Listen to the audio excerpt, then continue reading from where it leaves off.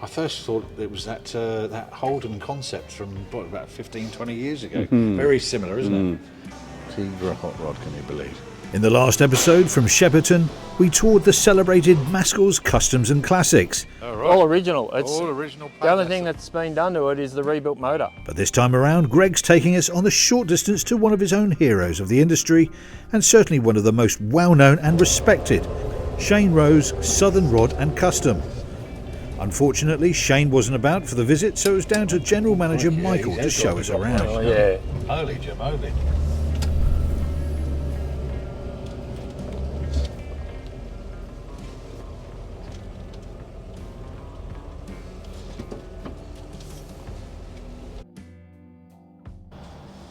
Okay, so Greg's brought us along to Southern Rod and Customs down the road, and Michael, you're the manager.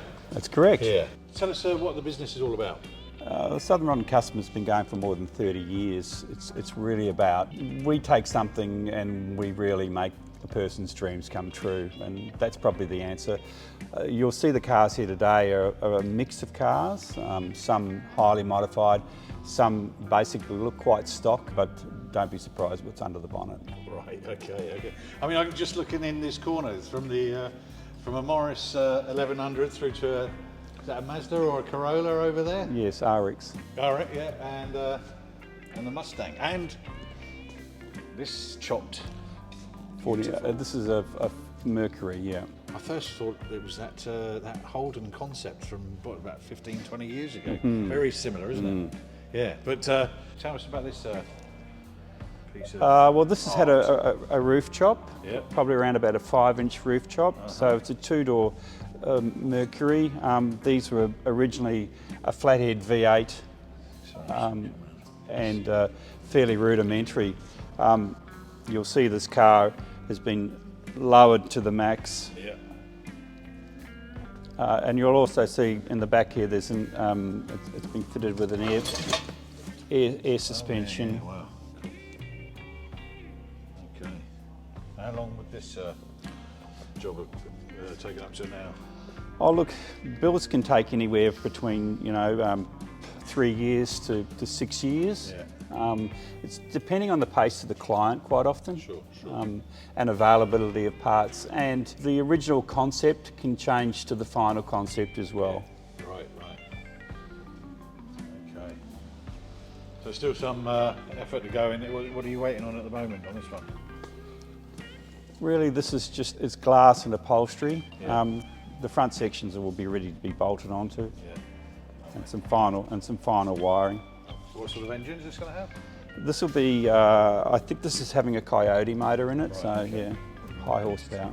Okay. So this is yours? Yes.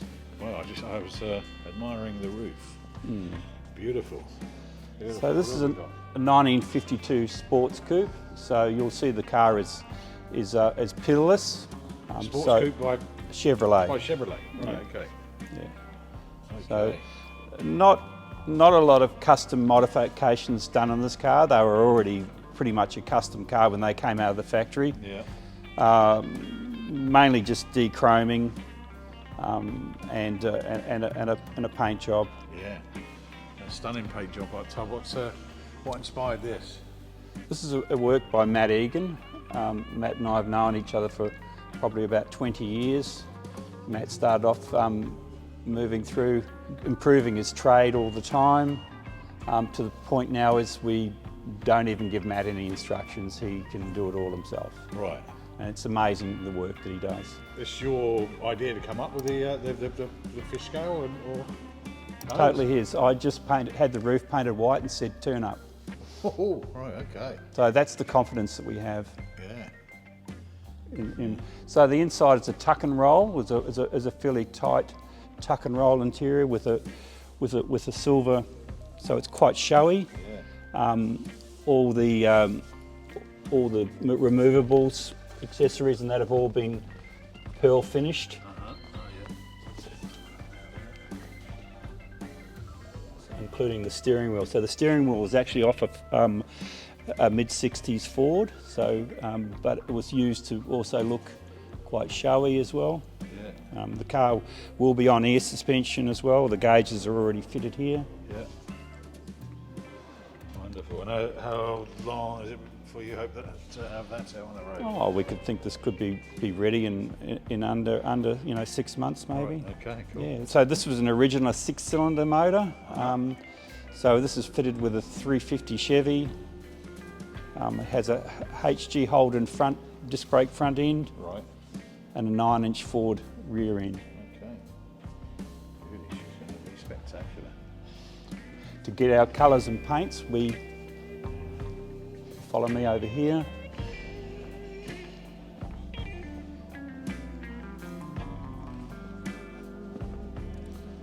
So we roll up a piece of steel. Yeah.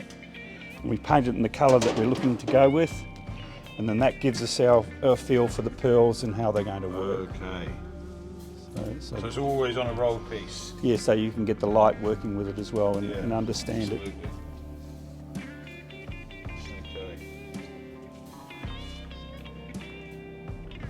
Right, next up. So this is a Buick. This is a big Buick. Yes. Oh, what's the Electra. length? 61, 62. Yeah. So not a large amount of modifications done to this car, basically lowering wheels. Yeah. They were already, again, came from the shop looking fairly customised anyway. Yeah. Would it have been imported? Or, yeah, left hooker, isn't it? Left hook and also a 2-door. So the car behind you, the black Yes, one, now, this is a... is probably the most special car in the shop, believe it or not. Oh, really? This belongs to Stuart Appleby, the golfer. Right, yeah. And he had a concept that he wanted a utility BMW Yes. E46, yeah. M5. Yeah. Oh, M5. Oh, of course, yeah. E39. Yeah. Wow. This is an M5 that was fairly new at the time, Yeah. and it was converted Right. to be built into a ute. Yeah, cool. So to the point where this car attracted so much publicity at the time that BMW were considering the concept. Right. How long's the conversion on this one? I can't tell you, Okay. but this car was only about a year old when it was done. The M5. Oh, right. It So was, it's yeah. well, It's been done for quite. E39 came out in what, 98 or something Yeah, like that. yeah, so around about that time. Right. Would have been not much longer than a year later. Yeah. Oh wow. And it was done here.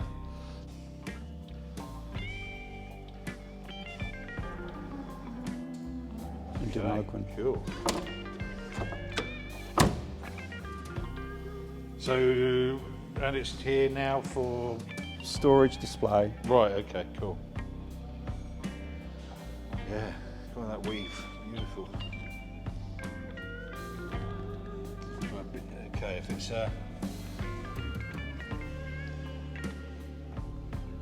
interesting piece. Tell us about the process of the owners coming to you and what have you. Have they come with their vision and? Yes, yes, they do come with their vision. Some of them leave a lot more up to us as well. Yeah.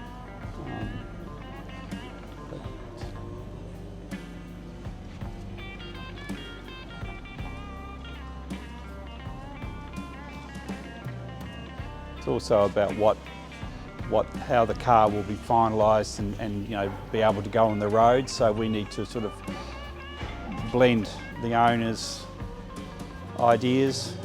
Yeah, tell us With- what we were talking about earlier about with- that compliance. with the compliance. Yeah, it seems to me it's the biggest bugbear, but at the same time it's the thing that holds the quality high in Victoria. Yeah, yeah. It's, look, it is a bugbear, but also we want safety as well. Absolutely. And these cars are quite high powered, so they also need good brakes, good steering, and as much safety as you can put into it. Yeah, and much chassis work can deal with that new Yeah, there's amount of power. quite often they'll have a whole new front end. Yeah. Yeah. fitted. You can see. To deal with the. Yeah, and all fully boxed as well. Sure. Because that would have been. I reckon that would have been that wouldn't have been boxed. No. So there's a new subframe in that car from the front onwards. What we got here? It's a Challenger or a Charger, I think, isn't it? It's always an early 68 Camaro. early Camaro, yeah, with a back like that, yeah. 68, 69 Camaro, maybe. Oh, nice colouring on that one as well. Okay. Well, and a little run of Aussie cars. Okay, I'm going to say that's an XY. Yeah. Yeah. That's totally stock. That's Right. as original, being built to every original spec. You'll even see the stickers and Sure. this is a GTHO. Oh, it is? Yeah, Oh, wow. a genuine GTHO. Okay. Yeah, cracker. So, So you how can- many GTHOs were there? I couldn't tell you how many, but there wasn't 500. Was there? Well, I don't even think there was 200. Yeah. So there's three. Oh, wow. There's a sticker. That's all you get. Inside, that's all you get is a sticker inside to tell you, eh? Yeah.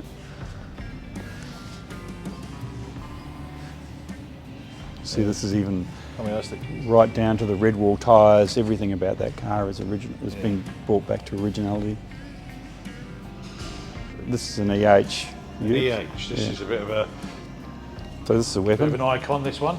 Yeah, you can see by the tunnel in the that how much it's been lowered over the frame. Yeah, well, yeah. Jesus.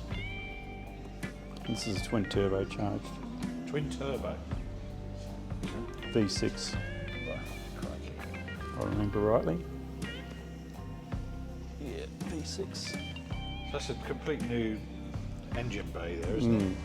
Yeah, It's been fabbed for this particular job. motor. Yeah, so rack and pinion steering. Uh-huh. And yeah, there's enough original ones out there for. Do you know how this came to you? No. Presumably not. Want an original. No. In good And condition. as I said, most people bring their cars here. We do very, very few just straight restorations, unless they're something like this or something like that. Yeah. But they're generally, a muscle car. Yeah. All right, Michael. Thanks very much for the little scout about. We'll, I'll just take you to probably one of my favourite rooms is over here, we've got actually. some more. So this is not the only little workshop here. Showroom there. Oh my gosh, we've got more to go. I think. Hang on. So machine shop, storage, trim shop. That belongs to here. Yeah, the trim, hell. the trim is it's Refinishing the yeah, whole yeah, court, so- whole courtyard. yeah. is- So there's the painting shop. That's the paint shop there. this We'll is have some we'll have a massive quick setup. look in the paint shop Chris, as well. Salvage Rebuild UK. There's your feeling.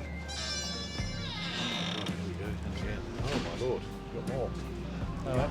How we going? Falcon GS Grand Sport. There's a big twin cab. Look at the So- size of the bloody wheels on that. Jesus. So this is probably one of my shots that I like. I like to see the bare metal Bare metal, yeah. cars. Yeah. So, what's on them now to stop oxidising? We just don't touch them with our hands. Right. Okay. How we going? Okay. Oh, wow. There's a lot of work going on. This one over here. What's we got there? They're all coupes. Yeah. I can tell this is going to be the old centre lines. Oh my lord.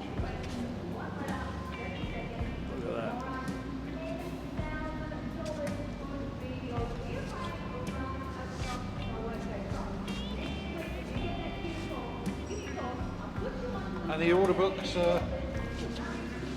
full still. There's no letting up. It's, crazy good times then still.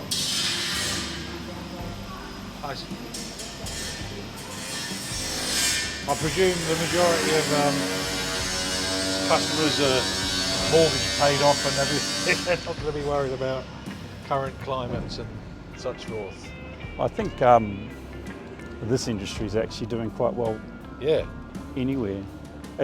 I mean, we attract the high-end customers, and you know, this is part of it. And I mean, you know, you look at the presentation as well.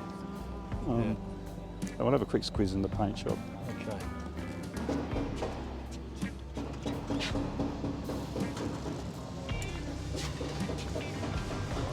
So that's a Viper there, sitting there. Oh yeah. What? Oh wow, yeah. Oh, V10. Yeah. Is there a customisation going on this, or just? No, it's a resto. Resto.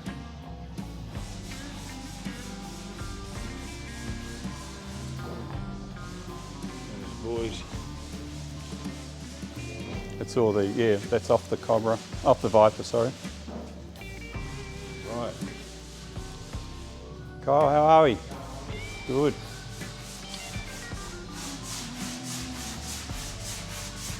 Hello, mate. Yeah, good. Just come on, me sticking the camera on you. Yeah.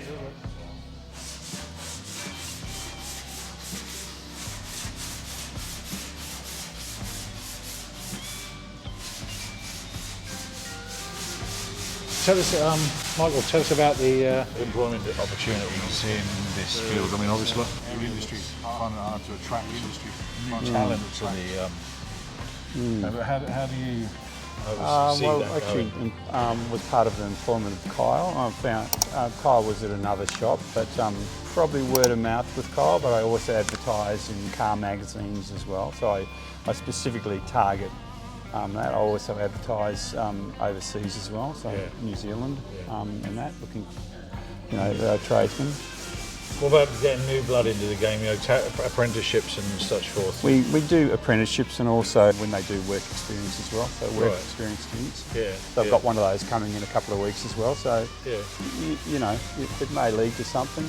Do you reckon those kids that, you know, they've got to have a passion for these cars themselves in this shop they have to have very high skills. Yeah, yeah. And do you think to have those skills, they've got to be married to a passion for classic cars as well? I wouldn't necessarily say that everybody here that works here has a special car. To them, it's probably sometimes it's a job. It's not necessarily a hobby. Yeah. And then you have others that go home and work on their own cars as well. But you'll find that most of the younger people won't have these cars. They tend to like the you know, turbocharged Japanese cars. Sure. And that sort of thing. So not a lot of American cars. Yeah. It's a pretty special roadster over here that's been noticed that. Being built. It's a little. It's 32, so but it's got a lot of you know, handmade trinkets on it. Brass. Yeah. So it's a Ford, yeah? Yeah. Yeah. So 34, the thing scoops out, doesn't it? So this was the first. What's your preference? The first V8. I actually like the very early ones, the Model A's with V8s in them. Right. Because yeah, that is going to be. so these have a bit more room. So this has a lot of handmade. You know, Hallobrand quick change, Hallobrand filler cap recessed. All the pedals are all being thought about. This is a you know, much more than a hot rod. This is a work of art.